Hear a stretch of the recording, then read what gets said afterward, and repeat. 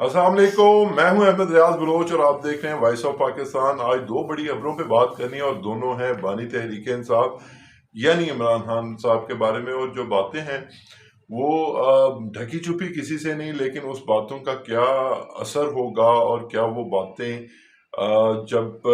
आगे हकायक की तरफ जाएंगी या अगली सिमत जाएंगी तो क्या उसके असरात होंगे तहरीक इंसाफ पर, जो कि ऑलरेडी जो है वो बड़ी ही शदीद किस्म के जबर का सामना कर रही है। तो बात यह है कि आज तहरीक इंसाफ के बानी जो इमरान खान साहब हैं, जो एक्स चेयरमैन हैं तहरीक इंसाफ के, उन्होंने बाकायदा तौर पे एक रस्मी गैर रस्मी जो है वो गुफ्तगू की है सहाफ़ियों से अडयाला जेल के अंदर। और जेल में मौजूद रहते हुए उन्होंने सहाफ़ियों को चंद अहम बातें बताई हैं। एक तो उन्होंने जो बात की है वो इलेक्शन 8 जनवरी के इलेक्शन के हवाले से बात की है कि उसमें उनके पास प्लान सी है, और वो प्लान सी अगर कुछ थोड़ा सा आपने प्रोग्रामिंग को देखा हो तो कल एक प्लान सी गौहर अली खान साहब ने हामिद मीर के प्रोग्राम में भी बताया था। और वो प्रोग्राम ये था कि वो जो नशिस्तें जो जब वो कुल नशिस्तें ले लेंगे और उसके बाद जब इंतखाबात मुकम्मल हो जाएंगे, उनके जो यानी कि आज़ाद हैसियत में खड़े होंगे। एक तो यहाँ पे ये समझने की जरूरत है कि तहरीक इंसाफ की अब चूंकि बल्ला उनके पास नहीं है, इंतहाबी निशान नहीं है, तो उनके अपने भी उम्मीदवार जो हैं वो आज़ाद हैसियत में ही खड़े हो रहे होंगे। और अब जो गौहर अली खान साहब हैं वो चेयरमैन तहरीक इंसाफ भी नहीं कहला सकते, क्योंकि उसकी वजह ये है कि अब पार्टी ही नहीं रही, तो उसकी सिंबल भी नहीं रही, तो उसका ओहदे भी नहीं रहे। यानी कि अब जो है वो ना तो शेर अफजल मरवत को वाइस प्रेसिडेंट तहरीक इंसाफ कहा जा सकता है इलेक्शंस के हवाले से, और ना ही गौहर अली खान साहब को चेयरमैन तहरीक इंसाफ कहा जा सकता है। तो उन्होंने इंकशाफ किया कि जो आज़ाद उम्मीदवार होंगे हम वो फिर उनसे बात करेंगे, उनमें से ज़्यादातर हमारे अंदाजे के मुताबिक जो है वो तहरीक इंसाफ में शामिल होने की बात करेंगे। ये उनकी क्यास रही है और आने वाले दिनों में इस हवाले से सूरत हाल जो है वो दिन ब दिन बदलेगी। और ये एक जो कि सुप्रीम कोर्ट का फैसला है, उसके बाद एक यकीनी तौर पे सुप्रीम कोर्ट के, जैसे मैंने फैसले पे आपको पहले भी बताया था कि ये सुप्रीम कोर्ट में तहरीक इंसाफ अपना केस सही तरीके से रिप्रेजेंट नहीं कर पा रही, लेकिन है जब वो अदालत से बाहर आए तो उन्होंने अपने एक जो है वो एक अपने कयास सराइयाँ की कि जी ये हमने कहना था, वो कहना था। और वो जो वो कहते हैं ना कि जो पंच जो है वो लड़ाई के बाद आपको याद आए, वो उसे अपने मुंह में ही मारना चाहिए। तो बात यह है कि वो जो भी हुआ वो हो गया। अब जो है वो तहरीक इंसाफ के पास जो लिमिटेड ऑप्शंस हैं उस पे ही तहरीक इंसाफ काम कर सकती है। और अगर उन्होंने थोड़ा बहुत भी जो है वो इधर उधर किया मामलात को तो वो फंस सकते हैं। तो खैर अब ये जो ऑप्शन जो तहरीक इंसाफ के मौजूदा चेयरमैन अगर कह लिया जाए, गौहर अली खान साहब ने जो बात की तो उसमें उन्होंने इंदिया दिया था कि ये हम करेंगे, और उस एक फैसले के बाद ये मुमकिन हो सकेगा, क्योंकि बहुत सारे लोग आज़ाद हैसियत में भी जो तहरीक इंसाफ के होंगे, जो नाराज अरकान होंगे वो भी लड़ सकते हैं, और जो मुस्लिम लीग नून के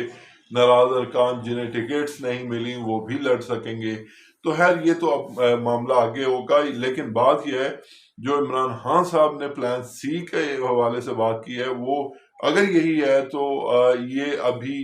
कोई बहुत सॉलिड प्लान नहीं, अगर इसके अलावा है तो उस पर बात हो सकती है। दूसरी बात ये कि जो बानी तहरीक इंसाफ इमरान खान हैं, उन्होंने जो इलेक्शन कमीशन के हवाले से खबरें आई थी कि इलेक्शन कमीशन के 3 अफराद ने जब फर्द जुर्म पढ़ के सुनाई थी इमरान खान साहब को, तो इमरान खान साहब जो है वो आप पे से बाहर हो गए थे और वो जज्बाती हो गए थे। तो उस एक मामले पर आज इमरान खान साहब ने जो मौक़िफ़ दिया है, देखें बात अब जो समझने की ज़रूरत है वो ये है कि जो तहरीक इंसाफ को कवर करने वाले लोग हैं, यानी कि सहाफ़ी कम्युनिटी है, मेरा ख्याल से तो वो वही लोग हैं जो पहले भी कवर करते रहे हैं। लेकिन अगर उसमें रद्दोबदल हुआ है तो यहाँ तो पहले लोग जो है वो अपना बात को एग्जैजरेट यानी कि बढ़ा चढ़ा के बयान कर रहे थे, या انہوں نے غلط بیانی کی یا وہ سچے ہیں، سچ بول رہے ہیں اور عمران خان صاحب اپنے بیان سے واپس ہو رہے ہیں یا اپنے رویے سے واپس ہو رہے ہیں۔ یہ بڑا ہی اہم پوائنٹ ہے۔ آج انہوں نے کہا جی کہ جو میں نے الیکشن کمیشن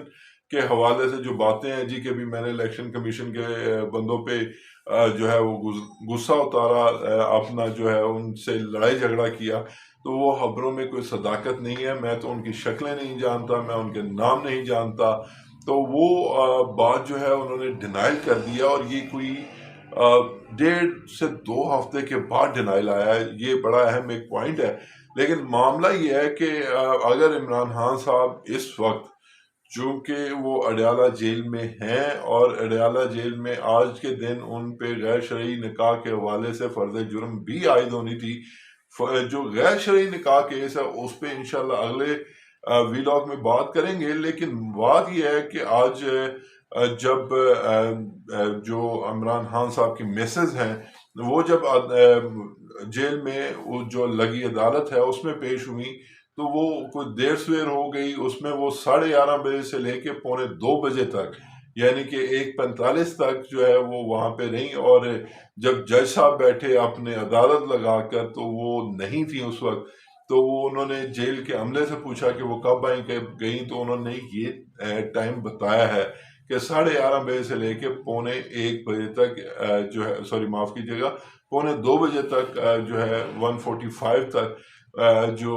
مسز خان ہیں وہ وہاں پہ رہیں۔ تو اب بات یہ ہے کہ وہ اگر وہ ہوتی بھی تب بھی فرد جرم عائد ہو جانی تھی، اگر نہ ہوتی تب بھی فرد جرم عائد ہونی تھی۔ لیکن بات یہ ہے کہ ممکنہ طور پہ نظر یہ آ رہا ہے کہ اب جو بشرا بی بی ہیں، مسز خان ہیں، جو ان پہ ممکنہ طور پہ اگلے آنے والے چند دنوں میں کوئی بڑی کارروائی کا اندیہ دیا جا رہا ہے، اور یہ اندیہ دیا جا رہا ہے کہ انہیں بھی حراست میں لے لیا جائے گا۔ اب کیا ہوتا ہے، کیا اس حوالے سے جو ہی مطلب معاملات سامنے آتے ہیں ہم انشاءاللہ آپ سے ضرور شیئر کریں گے۔ فی الوقت کے لیے احمد ریاض بلوچ کو دیجیے اجازت۔ اللہ نگہبان۔